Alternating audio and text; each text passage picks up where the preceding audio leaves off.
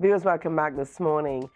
We should have on the line with us at this time Dr. Bishnu Ragoonath, who's a political scientist, lecturer, University of the West Indies. And this morning, viewers, our focus is on the political collaboration needed to battle crime. Good morning and welcome to you, Dr. Ragoonath. Good morning. Pleasure to be here. It's good to have you on the program with us. Now, Dr. Ragoonath, let's jump right on into things. Now, you would have agreed quite recently with the statements made by President Christine Kangaloo for government and opposition to work together to try to curb crime. You also urged the inclusion of a third-party group, the independent senators. One would have thought here that you would have suggested, well, we hear a lot about national security forces coming together. But in this case, you are encouraging the political entities to come together. Why is that? Definitely, crime is at a situation. I mean, the country is in the grips of fear for all that is happening in crime. And regardless of whether we are in Trinidad or in Tobago, I mean, the murder rate in Tobago has gone up significantly this year compared to other years. And in Trinidad, it's just the same old. We've gone. Yes, the police commissioner can boast that we've reduced the murder rate this year by 10 from, or less than 10 from what we were at this date last year and so on. But the factor of the matter remains that the country is in the grips of fear. There's panic all around. Crime is not being abated and people are concerned. Now, question, how do we move from here? How do we get some degree of control or to arrest this crime explosion? And the point about it here is simply you need some legislative support for the security forces to guide us in trying to reduce that level of crime. The unfortunate thing is that because of our antagonistic partisan positions, there's that concern as to whether or not we'll be able to get the kind of support from the legislation. Now, we remember, for instance, a few years ago, 2 years ago, I think it was, when the bail bill was brought to the parliament. Yes. And the bail bill was defeated in the Senate, bearing in mind that it was the independent senators who did not support the government in passing that bail bill. Which is, one would have expected that or at least the government was counting on the independent benches to pass that bail bill, particularly so when they had reduced the special majority and they were now working with the lower level special majority, and they couldn't get to that special majority. You need that special majority if you need to implement certain activities and actions and programs that will curtail the rights of the citizenry, and the government could not even get the independent benches to support them on that. And the question is why?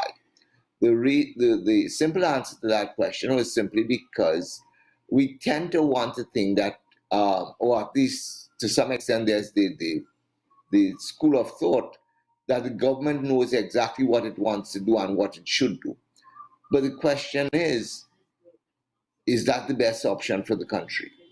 Because if they could not convince the independent benches to support a piece of legislation, then something is actually wrong with the proposals. And this is where we need to have the bipartisan approach, where we could get people from both sides to sit down and think about it and come up with a strategy, come up with policies, come up with prospective legislation that could assist the police in doing their duties. Now, one of the reasons why I would think that the bail bill did fail in the last attempt at going through the parliament was simply because the government had refused to actually bring to the parliament any data, hard data, to say what does the denial of bail mean for criminals in the country. Bearing in mind that in the past we've had the denial of bail, but of course the government was simply saying, well, look, we had it before and why we can't have it again? But bring hard data. And these are these kinds of things that we need for the government to do and to hold hands, not only with the opposition, not only with the opposition, because they are, when I say the opposition, I'm talking about the official opposition, not only with the official opposition, the UNC, but rather with all sectors of the society. The government has spoken about tripartite arrangements and so on with regard to labor, and labor pulled out. Why? Why did labor pull out? Because labor felt they were not being respected. And that's part of our problem in our society today. While there are different entities and different groups within our society, we need to give and respect to each and every group because they belong here, legitimately so, legally so, and they have a voice. Not only have they have a voice, they have an opinion. I have always said, and I come from a local government background, where I have always said that people on the ground knows the solutions to their problems. The only problem is that they don't have the mechanisms, the tools, the instruments to implement those solutions. Look at the crime situation. Every day we have people making suggestions as to what should be done. Do we hear any serious consideration to those suggestions, or is it because there's opposition voices, and because it's opposition voices, we don't take them on? And that is where the problem arises, because there's no monopoly by the government that they alone know what is right. They alone know how to solve the problem. If there was that monopoly, they should have solved the problem a long time ago, but they don't.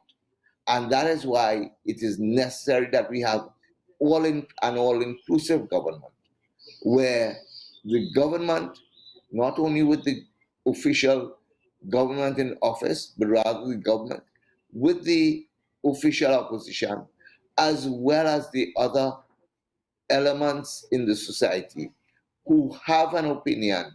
For instance, and this is where I was a little bit, very, not a little bit, but very disappointed earlier this year when the government had initially said, we're going to have a consultation on crime. And I said, and it was, I was happy that the government said, we're going to have a consultation on crime. But lo and behold, within a matter of weeks of having said that, we heard the announcement. Well, it's not going to be a Trinidad consultation. It's going to be a CARICOM consultation, which would have now brought in a lot of other people who can't solve their problems in their own countries, coming here to gripe about the problems. But all we heard was the problems. Where were the solutions coming from? And this is why I was very disappointed when the government went with the CARICOM consultation. Not that it was necessary, but rather we should have started at home, have a local consultation, have an idea of what the people in Trinidad and Tobago is proposing and would want to see happen, and then take that as part and parcel of the package of solutions and go forward to CARICOM if you need to go there.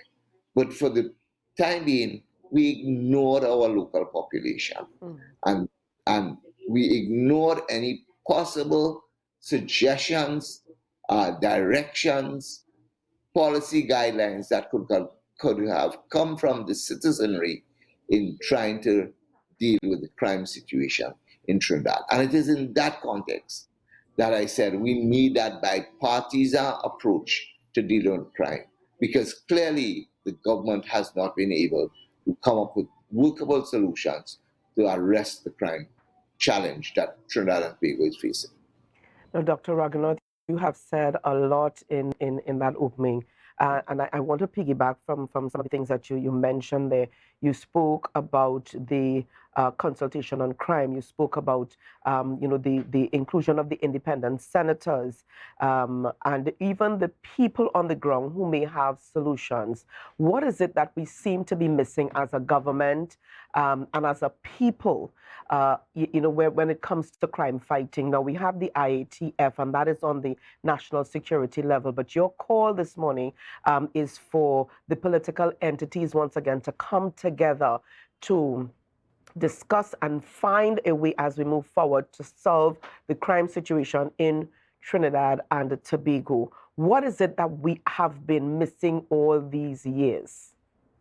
See, one of the things that we've been missing is that, and if I may wear my hat as a political scientist and a lecturer at the university, one of the things we have been missing is simply this thing called governance. We have had government where government is making policy and doing this and doing that.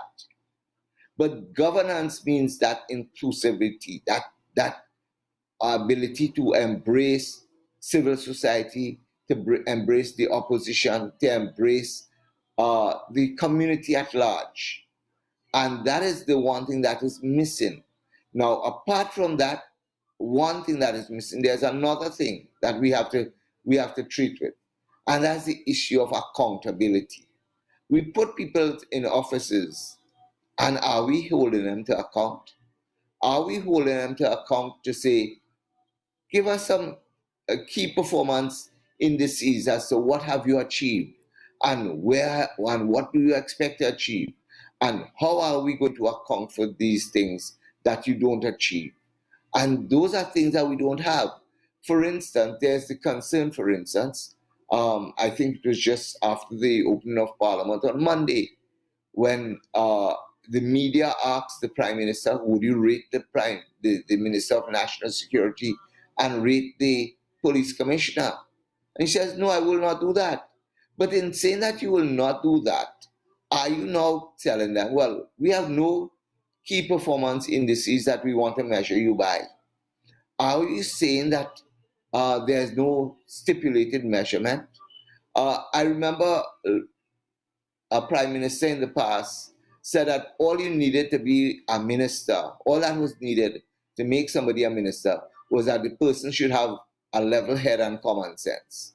In other words, they don't necessarily need to have any education, any other thing, common sense and a level head.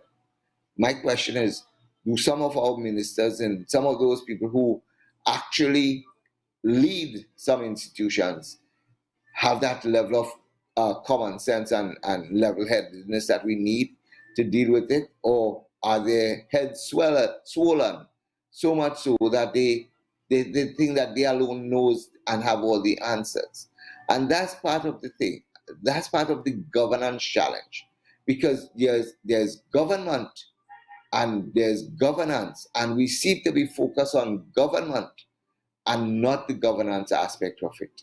So that's where we probably need to start. And that's why I talk about inclusivity. That's why I talk about accountability, transparency. All of those are part and parcel of that governance paradigm. Okay, well, Dr. Ragoonath, my director, is indicating that we are out of time, but very quickly here, as we are wrapping up with you, what would you like to see?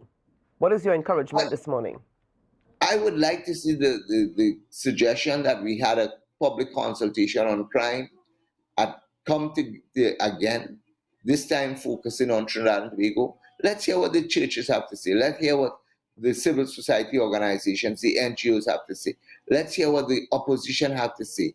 Let's say it in public and then put the pressure on the government to now take what is best, what is workable, and bring it to the parliament, pass legislation, and give the security forces that power to deal with that crime situation. Thank you so much this morning for chatting with us, Dr. Bishnu Ragoonath, political scientist, lecturer, University of the West Indies. We appreciate your words this morning. Thank you so much. It's been my pleasure, and a good morning. Good day to your viewers. All right. Well, viewers, thank you so much for that. We're going to switch gears when we come back this morning, as Dion Brebner is going to be joining us, and we're going to focus on the International Coastal Cleanup 2023. Share the live, share the live, share the live.